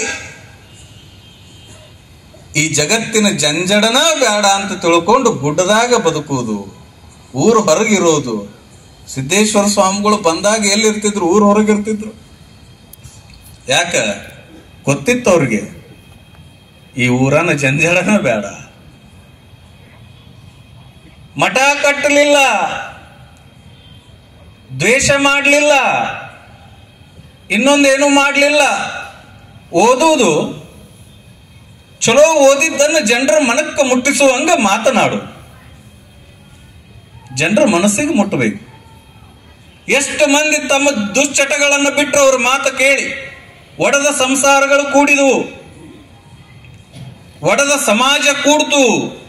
ಜಾತಿ ವ್ಯವಸ್ಥೆಗಳು ಹದಗೆಟ್ಟು ಹೋದಂತ ಸಂದರ್ಭದೊಳಗ ಜಾತಿ ವ್ಯವಸ್ಥೆಯನ್ನೇ ಮೀರಿ ನಿಂತು ಬಟಕೂರಿಕೆ ಅಂತದ್ದು ಇಲ್ಲೇ ನಿಮ್ಗೆ ಗೊತ್ತದು. ಬಟಕೂರಿಕೆ ಒಳಗೆ ಪ್ರವಚನ ನಡೆದಾಗ ಸಿದ್ದೇಶ್ವರ ಸ್ವಾಮೀಜಿಯವರು ಪ್ರವಚನವನ್ನು ಮುಗಿಸಿದ್ರು. ಯಾರೋ ಒಬ್ಬ ಪತ್ರಕರ್ತರು ಹೋಗಿ, ಯಪ್ಪ ಇದು ವೀರಶೈವ ಲಿಂಗಾಯತ ಅಂತ ತಿಳ್ಕೊಂಡು ಹೊಡೆದಾಡಕತ್ತಾರ. ನಾವು ವೀರಶೈವರು, ನಾವು ಲಿಂಗಾಯತರು, ಇನ್ನೂ ಸ್ವಲ್ಪ ಐತದ. ಇದ್ರ ಬಗ್ಗೆ ತಮ್ಮ ಅಭಿಪ್ರಾಯ ಏನ್ರಿ ಅಂತಂದಾಗ ಕೇಳಿದವನ ಮುಖ ನೋಡಿ ನಕ್ಕು, ಯಾರಿಗೆ ಏನೇನು ಅನ್ನಿಸ್ತೈತೆ ಅದನ್ನ ಮಾಡ್ಕೋತ ಹೋಗ್ಲಿ ಬಿಡ್ರಿಪ್ಪ, ಅವ್ರವ್ರ ದಾರಿ ಒಳಗೆ ಹೋಗ್ಲಿ ಅವರು ಅಂತ ಇಷ್ಟ ಹೇಳಿದ್ರೆ ಹೊರತು ಇದು ವೀರಶೈವ ಚಲೋ, ಲಿಂಗಾಯತ ಚಲೋ, ಇದು ಯಾವುದನ್ನು ಹೇಳಲಿಲ್ಲ. ಯಾರೇ ಪ್ರಶ್ನೆ ಮಾಡಿದ್ರೆ ಅವ್ರ ಮುಖ ನೋಡಿ ಒಂದಕ್ಕೆ ಮುಗುಳ್ನಗೆಯನ್ನ ನಕ್ಕ, ನೀವ ಹೇಳ್ರಿ ತಿಳಿದವ್ರು ಅಂತ ಹೇಳಿ ಅವ್ರ ಮೇಲೆನೆ ಹಾಕಿ ಬಿಟ್ರ ಹೊರತು ಸಮಾಜ ಒಡೆಯುವ ಕೆಲಸ ಮಾಡಲಿಲ್ಲ. ಹಾನಗಲ್ ಕುಮಾರಸ್ವಾಮಿಗಳು ಹಂಗ ಬದುಕಿದ್ರು, ಶಿವಯೋಗಿಗಳು ಹಂಗ ಬದುಕಿದ್ರು, ಮಹಾತ್ಮರು ಹಂಗ ಬದುಕಿದ್ರು. ಅದಕ್ಕೆ ಅವರನ್ನ ಮಹಾತ್ಮರು ಅಂತ ಕರೆದ್ರು ನೋಡ್ರಿ. ಒಬ್ಬ ಮನುಷ್ಯನು ಹಿಂಗ ಬದುಕಬೇಕಾ? ಸಾಮಾನ್ಯನಾಗಿ ರೈತನ ಮನೆಯಲ್ಲಿ ಹುಟ್ಟಿದಂತ ಒಬ್ಬ ಮಗು ವಿಶ್ವಕ್ಕನ ಒಬ್ಬ ದೊಡ್ಡ ತತ್ವಜ್ಞಾನಿಯ ಸಾಲಿನಲ್ಲಿ ಬಂದು ನಿಲ್ತಾರ ಸಿದ್ದೇಶ್ವರಜ್ಜವ್ರು ಅಂದ್ರೆ ಅವರ ತ್ಯಾಗ ಈ ನಾಡಿನಲ್ಲಿ ಎಷ್ಟು ದೊಡ್ಡದು. ನಾವು ಮನ್ಯಾಗ ಟಿವಿ ನೋಡೋದು, ಧಾರಾವಾಹಿ ಬಿಟ್ಟು ಬರ್ಬೇಕಂದ್ರೆ ವಜ್ಜಾಗೈತೆ ನಮಗೆ. ನಾಳಿನ ಸಂಚಿಕೆಯಲ್ಲಿ ಅಂತ ತಳಗ ಬಂದಾಗ ಓಡಿ ಕಡೆ ಬರ್ತೀರಿ ನೀವು, ನಾಳೆ ಐತು ಬಿಡಿದು ಅಂತ ಹೇಳಿ. ಒಂದು ಧಾರಾವಾಹಿ ಬಿಟ್ಟು ಬರಾಕ ಮನಸ್ಸಿಲ್ಲ. ಇವತ್ತು ಸಂಡೇ ಐತೆ ಅಂತ ತಿಳ್ಕೊಂಡು ಮನ್ಯಾಗ ಏನ್ರ ಸ್ಪೆಷಲ್ ಅಡಿಗೆ ಮಾಡಿದ್ರೆ ಅಲ್ಲೇನು ಹೋಗಿ ಉಣ್ತೇ, ಇಲ್ಲೇ ಉಂಡ್ರ ಆತ ಇವತ್ತೊಂದಿನ ಅಂತೇಳಿ ಅಡಿಗೆ ಬಿಟ್ಟು ಬರಾಕ ಒಲ್ಲೆಗೆ. ಒಂದು ಸಣ್ಣ ವ್ಯವಸ್ಥೆಯನ್ನು ತ್ಯಾಗ ಮಾಡಂಗಿಲ್ಲ, ಅದಕ್ಕೆ ನಾವು ದೊಡ್ಡವರಾಗಿಲ್ಲ. ಇಡೀ ಸಂಪೂರ್ಣ ಜೀವನವನ್ನೇ ತ್ಯಾಗ ಮಾಡಿ ಜನರಿಗೆ ಕೇವಲ ಅನುಭವವನ್ನ ಮುಟ್ಟಿಸುವಂತ ಕೆಲಸ ಮಾಡ್ತಾ ತಮ್ಮನ್ನ ತಾವು ಮರೆತು ಬಯಲೊಳಗೆ ಬಯಲಾಗಿರುವಂತ ಸಿದ್ದೇಶ್ವರಜ್ಜವರನ್ನು ಕುರಿತು ನೆನಪು ಮಾಡಿಕೊಳ್ಳೋ ಕಾರ್ಯಕ್ರಮ ಅದು ಗುರುನಮನ. ಹೆಂಗರೆ ಬದುಕಿರಬೇಕು. ಗುರುರಾಜ ಕರ್ಜಗಿಯವರು ಒಳ್ಳೆಯ ಚಿಂತಕರು. ಈ ನಾಡಿನೊಳಗ ಸಿದ್ದೇಶ್ವರ ಅಜ್ಜವ್ರನ್ನ ಭೇಟಿಯಾಗಕ್ ಹೋದಾಗ, ಯಪ್ಪ ನಾ ಹಿಂಗೊಂದು ಅಲ್ಲಮ ಪ್ರಭುದೇವರ ವಚನಗಳ ನಿರ್ವಚನ ಅಂತ ಹೇಳಿ ತಾವೇನು ಬರೆದಿರಿ ಅದೇ ರೂಪದೊಳಗೆ ಒಂದು ಪುಸ್ತಕ ಹೊರಗೆ ತರಾಕತ್ತೀನ್ರಿಪ್ಪ. ಇನ್ನೇನು ಕೆಲವೇ ದಿವಸಗಳೊಳಗ ಅದು ಬರೀದ್ ಮುಗಿತದ ಅಂತ ತಿಳ್ಕೊಂಡು ಸಿದ್ದೇಶ್ವರ ಅಜ್ಜವ್ರಿಗೆ ಹೇಳಿದ್ರ, ಅವ್ರು ಹೇಳಿದ್ರಂತ 80 ವಯಸ್ಸಾಗಿತ್ತನ ಬಹುಶಃ ಅವ್ರಿಗೆ, ಮುಪ್ಪಾಗಿತ್ತು ಇನ್ನು. ಅದನ್ನಟ್ಟು ಯಾವಾಗ್ರೆ ಅಷ್ಟು ಬೇಗ ತಂದು ಕೊಡ್ರಿಪ್ಪ, ಅದನ್ನೊಂದು ಓದ್ತೀನಿ ಅಂದಿದ್ರಂತ ಸಿದ್ದೇಶ್ವರಾಜ್ ಅವ್ರು. ಅದನ್ನಟ್ಟು ತಂದು ಕೊಡ್ರಿಪ್ಪ, ಅದನ್ನಟ್ಟು ಓದುತ್ತೀನಿ, ಆ ಪುಸ್ತಕ ಯಾವಾಗ ಐತಿ ಅದನ್ನ ತಂದು ಕೊಡ್ರಿ, ಅದನ್ನಟ್ಟು ಓದಿ ಮುಗಿಸ್ತೀನಿ, ನಂದು ಮತ್ತ ಸಮೀಪ ಬಂದೈತಿ ಅನ್ನುವಂತ ಮಾತನ್ನ ಆಡಿದ್ರು ಅಂತ ನಾವು ಕೇಳ್ತೀವಿ. ವಯಸ್ಸಾಗಿ ಹಣ್ಣಾಗಿ ಇನ್ನೇನು ಮಣ್ಣು ಸೇರುವಂತ ಕಾಲದೊಳಗೂ ಓದಬೇಕು ಅನ್ನೋಂತ ಸಿದ್ಧಾಂತ ಇತ್ತಲ್ಲ, ಈ ನಾಡಿನ ಯುವಕರಿಗೆ ಅದು ಮಾದರಿ ಆಗಬೇಕು ಅನ್ನುವಂಥದ್ದನ್ನ ನಾವು ಅರ್ಥ ಮಾಡ್ಕೊಳ್ಬೇಕು. ಸಾಲಿಗೆ ಹೋದ್ರು, ಜೀನ್ಸ್ ಪ್ಯಾಂಟ್ 6 ತೂತ್, ಅದಕ್ಕೆ ಹೆಬ್ಬುಲಿ ಕಟಿಂಗ್, ಈ ಕಡೆ ಹೊತ್ತಮರಿ ತಿಂದಿರ್ತೈತಿ, ಈ ಕಡೆ ಆಡು ತಿಂದಂಗ ಆಗಿರ್ತೈತಿ. ಅಂತದ್ ಬಿಟ್ಕೊಂಡು ಮ್ಯಾಲ ಒಂದು ಜುಟ್ಲ ಕಟ್ಕೊಂಡು ಹೆಣ್ಮಕ್ಳು ಹಾಕೋಬೇಕಿಲ್ಲ, ಇವು ಹಾಕೊಂಡು ಅಡ್ಡಾಡಕತ್ತಾವ, ರಬ್ಬರ್ ಹಾಕೊಂಡು ಹಿಂದ ಇಟ್ಟು ಪ್ಯಾಂಟ್ ಇಳಿದಿರ್ತೈತಿ, ಒಳಗಿನ ಚೊಣ್ಣ ಕಾಣ್ತಿರ್ತೈತಿ. ಇದು ಬದುಕಲ್ಲ. ನಮ್ಮ ಯುವಕರು ಇದನ್ನ ಅರ್ಥ ಮಾಡ್ಕೊಳ್ಬೇಕು. ಕಾರಣ ಏನು ಅಂದ್ರ, ನಾಡಿನೊಳಗೆ ನಾವು ಎದಕ್ಕೆ ಬಂದೇವಿ? ದುಶ್ಚಟಗಳನ್ನ ಮಾಡ್ಲಿಕ್ಕೆ ಬಂದಿಲ್ಲ, ಒಬ್ಬರ ದಾರಿ ತಪ್ಪಿಸಿ ನಾವು ದಾರಿ ತಪ್ಪಕ್ಕೆ ಬಂದಿಲ್ಲ. ಈ ಜಗತ್ತಿನೊಳಗೆ ಸಿದ್ದೇಶ್ವರ ಅಜ್ಜರ ಜೀವನ, ಅವರ ಮಾರ್ಗದರ್ಶನ, ಅವರ ತತ್ವ ಸಿದ್ಧಾಂತಗಳನ್ನ ಒಂದ್ ಸ್ವಲ್ಪ ಮುಂದಿಟ್ಟುಕೊಂಡು ಹೋಗ್ರಿ. 80 ವರ್ಷದೊಳಗೂ ನಾನು ಓದಬೇಕು ಅನ್ನುವಂತ ಹವ್ಯಾಸ ಅವರಲ್ಲಿತ್ತು ಅಂದ್ರ, 22 ವಯಸ್ಸಾಗಿರ್ತೈತಿ, ನಮ್ಮ ಜುಟ್ಟ, ನಮ್ಮ ದಾಡಿ ನೋಡ್ಬೇಕು ನೀವು. ಸಿನಿಮಾದಾಗ ಯಾವ್ರೇ ಒಬ್ಬ ಏನಾರ ಮಾಡಿದ ಅಂದ್ರೆ ಅದನ್ನ ನೋಡೋದು ಮರದಿನ ಚಲೋನ ಅದು ಕಟಿಂಗ್ ಅಂಗಡ್ಯಾಗ, ಅದ ಸ್ಟೈಲ್. ಏನೂ ಸಾಧಿಸಂಗಿಲ್ಲ ನೀವು. ಈ ನಾಡಿನಲ್ಲಿ ಏನೂ ಸಾಧಿಸಂಗಿಲ್ಲ ಅಂತ ಯುವಕರು, ಅವ್ರಂತವ್ರು ನೋಡಿದ ತಕ್ಷಣ ನಾ ಅಂತಿರ್ತೀನಿ, ಇದು ಕುರಿಯೊಳಗೆ ಒಂದು ಕುರಿ ಅಂತಿರ್ತೀನಿ ನಾ ಮನಸ್ಸಿನಾಗ. ಅವನಿಗೇನು ಅನ್ನಂಗಿಲ್ಲ, ಎಲ್ಲವೂ ಹುಟ್ಟ್ಯಾವ, ಇದು ಒಂದು ಹುಟ್ಟೈತೆ ಅಂತದ್ರಾಗ ಅಂತ ತಿಳ್ಕೊತೀನಿ. ಯಾವ ಸದ್ಭಾವ, ಸದ್ಭಕ್ತಿ, ಒಳ್ಳೆ ವಿಚಾರ, ಆಚಾರ, ಅನುಭವ, ಶಿಸ್ತು, ಸಂಯಮ, ಪ್ರೇಮ ಇವನು ಬೆಳೆಸ್ಕೊಂಡು ಗುರುವಿನ ಸೇವಾ, ಅಧ್ಯಯನವೇ ಅನುಷ್ಠಾನ ಅಂತ ತಿಳ್ಕೊಂಡು ಯಾವ ಯುವಕ ಹೋಗ್ತಿರ್ತಾನ ಆತ ಈ ನಾಡಿನೊಳಗೆ ಏನಾದ್ರೂ ಸಾಧನೆ ಮಾಡ್ತಾನ ಅನ್ನೋದಕ್ಕ ಸಿದ್ದೇಶ್ವರ ಅಜ್ಜವರೇ ನಮಗೊಂದು ಸಾಕ್ಷಿಯಾಗಿ ನಿಲ್ತಾರ ಅನ್ನುವಂಥದ್ದನ್ನು ಅರ್ಥ ಮಾಡ್ಕೊಳ್ಬೇಕು. ಮಕ್ಕಳಿಗೆ ಇದನ್ನ ಕಲಿಸ್ರಿ. ಅವ ಕಟಿಂಗ್ ಮಾಡ್ಕೊಂಡ್ ಬಂದ ತಕ್ಷಣ ಅವನ ಕಟಿಂಗ್ ನೋಡ್ರಿ. ಅವ ಹಂಗ ಹೆಬ್ಬುಲಿ ಮಾಡ್ಕೊಂಡ್ ಬಂದೀವ, ರಾತ್ರಿ ಕತ್ರಿ ತಗೊಂಡ್ ನಡ್ಬರ್ ಕತ್ತರಿಸ್ರಿ, ಮಾಡ್ರಿ ಹಂಗ. ಮರದಿನ ಹೋಗಿ ಬೋಳ್ಸ್ಕೊಂಡ್ ಬರ್ತಾನ ತಾನ ಹೋಗಿ. ಮಕ್ಕಳಿಗೆ ಸಂಸ್ಕಾರ ಕೊಡ್ರಿ, ಪುಸ್ತಕ ಕೊಡ್ರಿ, ಮೊಬೈಲ್ ಕೊಡ್ಬೇಡ್ರಿ. ಬೈಕ್ ಕೇಳಿದ ತಕ್ಷಣ ಬೈಕ್ ಕೊಡಿಸ್ಬಿಡ್ತೀರಿ. ಅವ್ರ ಬೈಕ್ನೊಳಗೆ ಒಂದು ಪೈಪ್ ಇರ್ತೈತಿ ಸಣ್ಣದು, ಆ ಸೈಲೆನ್ಸರ್ ಪೈಪ್ನ್ಯಾಗ ಒಂದು ಬೈಕಿನ ಸೈಲೆನ್ಸರ್ ಪೈಪ್ನ್ಯಾಗ ಒಂದು ಪೈಪ್ ಇರ್ತೈತಿ. ಅದನ್ನ ತೆಗದ್ರ ಅದು ಊರಿಗೆ ತುಂಬುವಂಗ ಓದಿರ್ತಿರ್ತೈತಿ. ಅದು ಯಾವುದೋ ಬೈಕ್, ಅದನ್ನ ಒಳಗಿಂದ ತೆಗಿಸಿ ಇವ ಅಚ್ಚಿಕೊಮ್ಮೆಡ್ಡಾಡ್ತಾನ, ಇವ ಇಚ್ಚಿಕೊಮ್ಮೆಡ್ಡಾಡ್ತಾನೆ, ಯಾರು ನೋಡ್ತಾರ ಅಂತೇಳಿ ಇದನ್ನ ಹಳೆ ನಾಯಿ ನೋಡಂಗಿಲ್ಲ. ಅವನು ಬರೇ ದಿಮಾಕ ಸೊಕ್ಕ ತುಂಬಿಕೊಂಡು ಜೀವನ ಹಾಳು ಮಾಡ್ಕೊಳಕತ್ತೆ. ಮಕ್ಕಳಿಗೆ ಇದನ್ನ ಕಲಿಸ್ರಿ. ನನಗೆ ಈ ಘಟನೆಯನ್ನು ಓದಿದೆ ನಾನು. 80 ವರ್ಷಕ್ಕೆ ಗುರುರಾಜ ಕರ್ಜಿಗೆ ಅವರು ಒಂದು ಪುಸ್ತಕ ತಂದು ಕೊಟ್ರಪ್ಪ, ಅದನ್ನು ಓದ್ತೀನಿ ಅಂತ ಸಿದ್ದೇಶ್ವರ ಅಜ್ಜವರು ಅಂತಿದ್ರು ಅಂದ್ರ, ಈ ನಾಡಿಗೆ ಇನ್ನೂ ಆದರ್ಶದ ತತ್ವ ಯಾವುದು ಬೇಕು? ಇದು ಒಂದು ಸಾಕಲ್ಲ ಯುವಕರಿಗೆ. ನಾನು ಓದಬೇಕು, ನನ್ನ ತಂದೆ ತಾಯಿಯನ್ನು ಸಾಕಬೇಕು, ಆದರ್ಶವಾಗಿ ಬೆಳಿಬೇಕು, ನನ್ನ ತಂದೆ ತಾಯಿ ಹೆಸರನ್ನು ಸಮಾಜದೊಳಗೆ ತರಬೇಕು ಅನ್ನೋ ನಿಜವಾದ ಯುವಕನೇ ಹೊರತು ಹಂಡ ಬಂಡ ಅಂಗಿ ಹಾಕೊಂಡು ಅಡ್ಡಾಡೋ ಯುವಕಲ್ಲ. ಮಕ್ಕಳಿಗೆ ಆದರ್ಶ ಆಗಬೇಕು. ಸ್ವಾಮಿಗಳಾದವ್ರು ಮಠ ಕಟ್ಟುವುದು ಬೇಡ, ಸಮಾಜ ಕಟ್ಟಬೇಕು ಅನ್ನುವಂತ ನೀತಿಯನ್ನು ಕೂಡ ಈ ನಾಡಿನೊಳಗೆ ಸಿದ್ದೇಶ್ವರ ಅಜ್ಜವ್ರು ಹೇಳಿದ್ರು. ಸಮಾಜ ಕಟ್ರಿ, ಮಠ ಕಟ್ಟೋರು ಅದಾರ. ಸಮಾಜ ಹನಗಲ್ ಕುಮಾರಸ್ವಾಮಿಗಳು ಯಾವಾಗ್ಲೂ ಹೇಳ್ತಿದ್ರು ಏನು, ಸ್ವಾಮಿಗಳಾದವರು ಸಮಾಜ ಕಟ್ಟಬೇಕು, ಭಕ್ತರಾದವರು ಮಠ ಕಟ್ಟಬೇಕಂತ. ಭಕ್ತರು ಮಠ ಕಟ್ಟಬೇಕು, ಸ್ವಾಮಿಗಳು ಕಟ್ಟೋದಲ್ಲ. ಭಕ್ತರಾದವರು ಮಠ ಕಟ್ಟಬೇಕು, ಸ್ವಾಮಿಗಳಾದವರು ಸಮಾಜ ಕಟ್ಟಬೇಕು. ಸಿರಿ ತುಂಬಿದ ಹಾನಗಲ್ಲ ಮಠವನೆ ತೊರೆದ,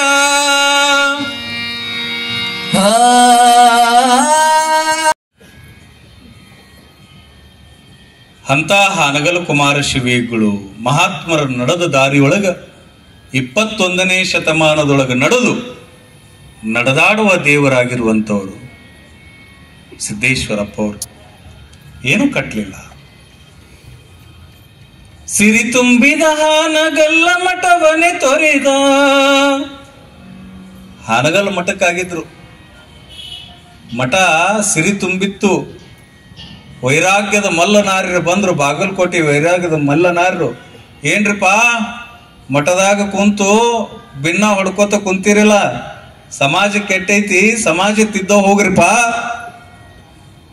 ಸಮಾಜ ಜನ ದಾರಿ ತಪ್ಪ್ಯಾರ, ದಾರಿ ತಪ್ಪಿದ ಜನರನ್ನ ದಾರಿ ಹಿಡಿಸೋ ಹೋಗ್ರಿ. ಮಠದಾಗ ಕುಂತ ತೂಗು ವಿಯಲ್ಲ ಮೇಲೆ ಕುಂದ್ರಾಕ್ ನಿಮ್ಮನ್ನ ಮಠಕ್ ಮಾಡಿಲ್ಲ ಅಂತ ಅಂದ್ರ ಮಠ ಗಿಟ ಎಲ್ಲ ಬಿಟ್ಟು ಹಾನಗಲ್ ಕುಮಾರಸ್ವಾಮಿಗಳು ಹೊರಗೆ ಬಂದ್ರು. ಶಿವಯೋಗ ಮಂದಿರ ಕಟ್ಟಿದ್ರು. ಈ ನಾಡಿನೊಳಗೆ ಎಲ್ಲಾದ್ರೂ ಕಾವಿ ಕುಲ ಕಾಣ್ತೈತಿ, ಕಾವಿ ಬಟ್ಟೆಯ ಸ್ವಾಮಿಗಳು ಕಾಣ್ತಾರ ಅಂದ್ರ ಅದರ ಹಿಂದಿನ ಶಕ್ತಿಯೇ ಹಾನಗಲ್ ಕುಮಾರ ಶಿವಿಗಳು ಅನ್ನೋದನ್ನ ಎಲ್ಲಿ ಮಠ ಬೆಳೆಸಿದ್ರು ಅಂದ್ರ ಅಲ್ಲಿ ಸಿಗುವ ಭಸ್ಮವೇ ಪವಿತ್ರ. ಶಿವಯೋಗ ಮಂದಿರ ಭಸ್ಮ ಎಲ್ಲರೂ ಅಂತಾರ ನೋಡ್ರಿ ನೀವು. ಎಲ್ಲಿ ಭಸ್ಮ ರೇ? ಶಿವಯೋಗ ಮಂದಿರದನು ಅಂತಾರ. ಮಠ ಬಿಟ್ರು, ಮಠ ಕಟ್ಲಿಲ್ಲ, ಮಠ ಬಿಟ್ರು, ಎಲ್ಲಾ ಬಿಟ್ರು. ಅದ ದಾರಿಯೊಳಗೆ ಸಿದ್ದೇಶ್ವರಪ್ಪ ಅವ್ರು ನಡೀತಾರ. ಮಠ ಕಟ್ಲಿಲ್ಲ, ಮಠಕ್ಕೆ ಅಧಿಕಾರ ವಹಿಸ್ಲಿಲ್ಲ. ಜ್ಞಾನ ಯೋಗಾಶ್ರಮಕ್ಕೆ ಒಂದೇನೋ ಸಮಿತಿ ಮಾಡಿ ಕೊಟ್ರು. ಎಲ್ಲಿ ಭಕ್ತರು ಕರೀತಾರ ಅವ್ರ ಹತ್ರ ಹೋಗೋದು, ಎಲ್ಲಿ ಅವ್ರು ಇಡ್ತಾರ ಅಲ್ಲಿರೋದು, ಏನು ಪ್ರಸಾದ ನೀಡ್ತಾರ ಉಣ್ಣೋದು, ಚಲೋ 4 ಮಾತು ಹೇಳೋದು, ಅವ್ರ ಜನ್ಮ ಉದ್ಧಾರ ಮಾಡೋದು, ಮತ್ತು ಮುಂದಿನ ಊರಿಗೆ ಹೋಗೋದು. ನಿಜವಾದ ಸ್ವಾಮಿ ಕೆಲಸಿದು. ಚಲೋ ಕಾರ್ ತಗೊಂಡು ಲಾಂಡ್ರಿ ಬಟ್ಟೆ ಹಾಕೊಂಡು ಮಠದಾಗ ಕುಂದ್ರವ್ರಲ್ಲ. ಸಮಾಜ ಕಟ್ಟಬೇಕ್ರಪ್ಪ, ಸಮಾಜ ಕಟ್ಟಬೇಕು. ಹೆಂಗ ಹೇಳಿದ್ರು? ಕಾರಣ ಏನು ಅಂತಂದ್ರೆ ಈ ನಾಡಿನೊಳಗ ಮಹಾತ್ಮರೆಲ್ಲರೂ ಅವತರಿಸಿ ಬಂದವರು ಸಮಾಜ ಕಟ್ಲಿಕ್ಕೆ ಬಂದವರೇ. ಚಿಕೇನಕೊಪ್ಪದ ಚನ್ನವೀರ ಶರಣರು ಬಂದ್ರು, ತಮ್ಮನ್ನ ತಾವು ತ್ಯಾಗ ಮಾಡಿದ್ರು. ಮೇನದ ಬತ್ತಿ ಹಾಗೆ ತಮ್ಮನ್ನು ತಾವು ಸವಿಸ್ಕೊಂಡ್ರು. ಸಮಾಜದೊಳಗೆ ಅವರೂ ಕೂಡ ಒಬ್ಬ ದೊಡ್ಡ ಯೋಗಿಗಳಾಗಿ ಹೋದ್ರು. ಅವ್ರ ಜಾಗದೊಳಗೆ ನಾವೆಲ್ಲ ಇವತ್ತು ಕುಂತೇವೆ ಅಂದ್ರ ಆ ಮಹಾತ್ಯಾಗಿಯ ತಪಸ್ಸು ಇಷ್ಟು ದೊಡ್ಡದೈತಿ ನೋಡ್ರಿ. ಆ ಮಹಾತ್ಯಾಗಿಯ ತಪಸ್ಸು ಸ್ವಾಮಿ ಕುಮಾರಸ್ವಾಮಿಗಳು ಏನು ಮಾಡಿದ್ರು? ಒಬ್ಬ ಕವಿ ಬರಿತಾನ, ಮಠವ ಕಟ್ಟಲಿಲ್ಲ ತಾಯಿಯ ಮರಳಿ ನೋಡಲಿಲ್ಲ. ಮಠ ಕಟ್ಟಲಿಲ್ಲ, ತಾಯಿನ ಹೊಳ್ಳಿ ನೋಡ್ಲಿಲ್ಲ. ಸನ್ಯಾಸಿಗೆ ಆದವ್ರಿಗೆ ಸಂಬಂಧನ ಇರಂಗಿಲ್ಲ. ಯಾವತ್ತು ಬಿಜ್ಜರಿಗೆ ನನ್ನ ಊರು ಅಂತ ಅಜ್ಜವ್ರು ಎಲ್ಲಿ ಹೇಳಲಿಲ್ಲ. ಆ ಊರಿಗೆ ಹೊಳ್ಳಿ ಹೋಗಲೇ ಇಲ್ಲ. ಕಾರಣ ಹುಟ್ಟಿದ ಊರು, ಸಂಬಂಧಿಕರು, ತಂದೆ ತಾಯಿ ಇವು ಎಲ್ಲಗಳಿಂದ ದೂರಿರಾಮ ನಿಜವಾದ ಯೋಗಿ ಅಂತ ಆ ಸಿದ್ಧಾಂತವನ್ನು ಅರ್ಥಕೊಂಡಿದ್ರು. ಎಷ್ಟೆಲ್ಲ ಮಹಾತ್ಮರು ಬಂದ್ರು, ಅವರೆಲ್ಲ ಇದನ್ನ ಅರ್ಥ ಮಾಡ್ಕೊಂಡಿದ್ರು. ಬಂಗಾರ ಕಪ್ಪಿನವ ಹಿರಿಕಿರಿದು ಸಮಕಂಡ ಲಿಂಗ ಮಹಾಂತೇಶ್ವರ ಜಗತ್ಪುತ್ರಗೆ ಜಯ ಮಂಗಲಂ ನಿತ್ಯ ಶುಭ ಮಂಗಲಂ. ಸಂಪತ್ತು ಬಿಲ್ಡಿಂಗು ಇದು ದೊಡ್ಡದಲ್ಲ. ಬಂಗಾರ ಮತ್ತು ಕಬ್ಬಣ ಎರಡೂ ಒಂದ ಅಂತ ತಿಳ್ಕೊಂಡವ್ರು ಮಹಾತ್ಮರೇ ಹೊರತು ಬಂಗಾರ ಬೇರೆ ಕಬ್ಬಣ ಬೇರೆ ಅಂತ ತಿಳ್ಕೊಂಡವ್ರು ಯೋಗಿಗಳಾಗಿಲ್ಲ, ಆಗುದೂ ಇಲ್ಲ. ಬಾಲಿಲ್ ಮಾನ್ ಶಿವಿಗಳು ಎಷ್ಟು ಅದ್ಭುತ ಮಾತು ಬರೀತಾರ ನೋಡ್ರಿ. ಬಂಗಾರ ಕಬ್ಬಿನವ ಹಿರಿಕಿರಿದು ಸಮಕಂಡ, ಅವು ಎರಡು ಒಂದ. ಬಂಗಾರನು ಅಟ್ಟ ಅವ್ರಿಗೆ, ಮಹಾತ್ಮರಿಗೆ, ಯೋಗಿಗಳಿಗೆ, ಕಬ್ಬಣನೂ ಅಷ್ಟ. ಸಮಕಂಡ ಲಿಂಗ ಮಹಾಂತೇಶ್ವರ ಜಗತ್ಪುತ್ರಗೆ. ಒಂದು ಗುಂಜಿ ಬಂಗಾರ ಹಾಕಲಿಲ್ಲ, ಸದಾ ಹಣ್ಣಿ ಮೇಲೆ ಭಸ್ಮ, ಬಿಳಿ ಬಟ್ಟೆ, ಸಾದಾ ಚಪ್ಪಲ್ಲ, ಮುಗಿದ ಕೈ, ಬಾಗಿದ ತಲೆಯಾಗಿ ನಾಡಿನೊಳಗ ನಡೆದಾಡುವ ದೇವರಾಗಿ ಹೋಗ್ಬಿಟ್ರು ಜ್ಞಾನಯೋಗಿ ಸಿದ್ದೇಶ್ವರ ಮಹಾಸ್ವಾಮೀಜಿಯವರು ಆದ್ರು ಅನ್ನುವಂಥದ್ದು ಈ ನಾಡಿನಲ್ಲಿ ದೊಡ್ಡ ಇತಿಹಾಸ. ಅವರೆಲ್ಲ ಯುವಕರಿಗೆ ಮಾದರಿ ಅಂತ ಹೇಳಿದೆ ನಾನು. ಈ ಕಾರ್ಯಕ್ರಮವನ್ನು ಸಂಘಟನೆ ಮಾಡಿದವರು ಯುವಕರೇ, ಮುದುಕರಲ್ಲ. ಸಿದ್ದೇಶ್ವರ ಅಜ್ಜವರು ಗುರು ನಮನ ಕಾರ್ಯಕ್ರಮ ಮಾಡಬೇಕು ಅಂದವ್ರು ಯಾರು? ದೊಡ್ಡ ದೊಡ್ಡ ಹಿರಿಯರು ದೊಡ್ಡ ದೊಡ್ಡ ರಾಜಕಾರಣಿಗಳು ಅದಾರನ ಇಲ್ಲ. ಇದ್ರ ಹಿಂದ 8 ಮಂದಿ ಹುಡುಗರು ಸೇರಿಕೊಂಡು ಮಹಾಜನ ಶೆಟ್ಟಿ ಅದರ ನೇತೃತ್ವ ವಹಿಸಿ ಅವನಿಗೇನು ಕಮ್ಮಿ ಆಗೈತಿ, ಆರಾಮ್ ಮನ್ಯಾಗ ಚಲೋ ದೊಡ್ಡ ಮನಿ ಕಟ್ಟ್ಯಾನ. ಮನೆ ಹೋಗಿದ್ನ್ಯಾ, ದೊಡ್ಡ ಮನಿ ಕಟ್ಟ್ಯಾನ, ಮಕ್ಕಳದಾರ, ತಮ್ಮಗಳದಾರ, ಎಲ್ಲಾ ಕೊಟ್ಟಾನ ಭಗವಂತ. ಚಲೋ ಚಲೋ ರಾಜಕಾರಣಿಗಳ ಬಲಗೈ ಬಂಟನಾಗ್ಯದಾನ, ಆರಾಮ್ ಇರ್ಬೋದಲ್ಲ. ಯಾಕೆ ಮಾಡೋದು ಬೇಕಾಗೈತಿ ಇದನ್ನು? ಆದರೂ ನಾವು ಯುವಕರಾದವ್ರು ಒಂದಿಷ್ಟು ಏನಾದರೂ ಮಾಡೋಣ. ಅವರು ಅಂಥವ್ರು ಇಂಥವ್ರದ್ದು ಮಾಡಾಕತ್ತಿಲ್ಲ. ಯಾವ ನಿಜವಾದ ಸ್ವಾಮಿ ಅದ ಅವಂದ ಮಾಡಾಕತ್ತಾರ ಅವರು.